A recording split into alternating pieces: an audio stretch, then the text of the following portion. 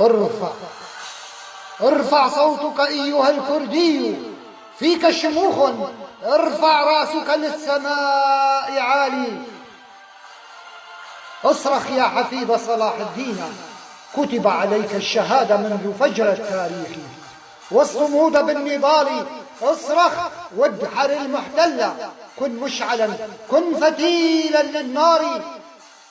كشر عن أنيابك أيها الكردي، فالأسود إن غضبت تلتهم الأرانب والثعالب في الصحاري. اصرخ فزئيرك شموخ ورجولا.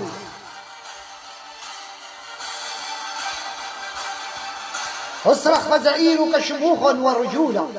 جاهد في سبيل الله بالنفيس والغالي. اصرخ بصوتك ضيغما، اصرخ بصوتك ضيغما، في يدك الحجارة من سجيل، قاوم الفولاذ والحديد كالشرار. اصرخ فصوتك يرعب عروش الأرذال.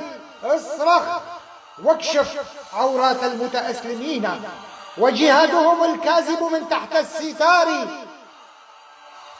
كن عاصم بن ثابت ابن أبي الأقلح الأنصاري، كن طير الأبابيل بيدك الجمر، احمي الأرض، كن للوطن أسواري.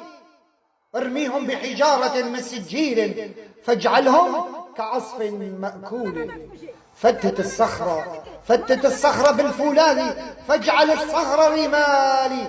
اصرخ واعد لهم ما استطعت من قوة ومن الحجارة والرجال. ارهب به عدو الله وعدو الكرد، فأنت أيها الكردي ابن الجبال. اصرخ أيها الكردي وارم بعون الله، ما رميت إذ رميت ولكن الله رمى. ما رميت إذ رميت ولكن الله رمى. أمطر أعداء الله بالحجارة والنبال. جاهد في سبيل الله والوطن، لا يهزك الريح، كن فارسا مقداما، كن صلبا كالجبال. اصرخ أيها الكردي اصرخ، ارمي بيمينك الحجارة على الأقزار، واضرب بشمالك أفواه بائع الأوطان بالأحذية والنعال. اصرخ أيها الكردي،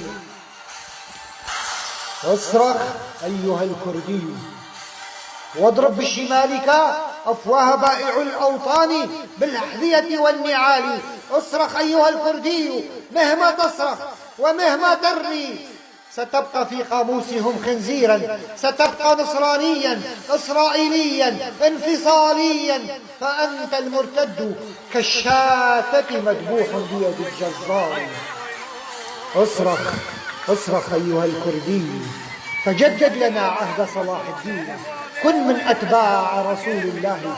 اصرخ في وجه الكفار ولا تبالي.